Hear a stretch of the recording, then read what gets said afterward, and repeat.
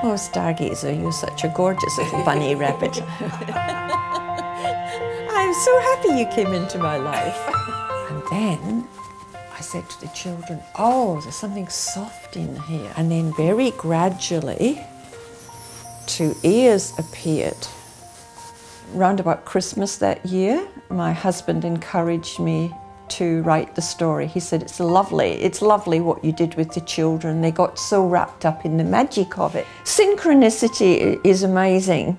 At the beginning of 2013, I did a weekend workshop with a friend of mine, and at that meditation, it was all to do with surrendering as to what the universe wants you to do.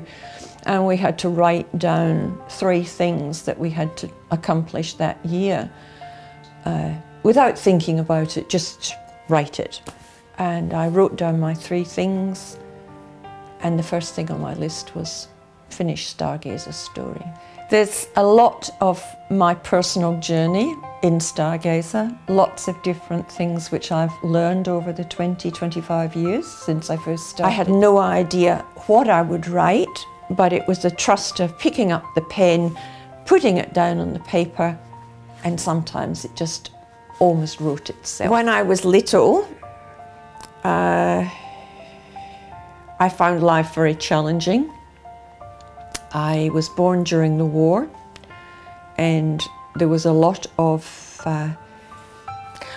challenges at that time for the family, and I found a great deal of comfort in my stuffed toys. To me, my teddy bear was real, and I think at times throughout my life I have given life to these toys because they were non-judgmental.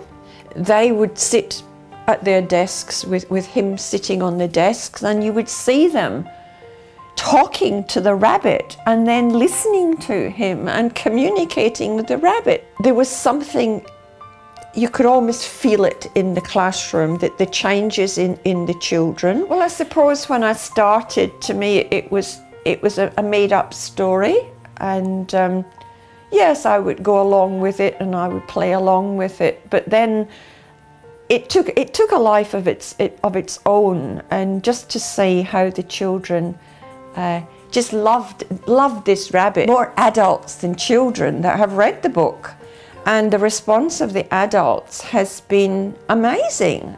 They've enjoyed reading it then to their children as 2 or 3 chapters at night before the child goes to bed, and it's the sort of story that's gentle and encouraging. The people that are meant to read this story will read this story.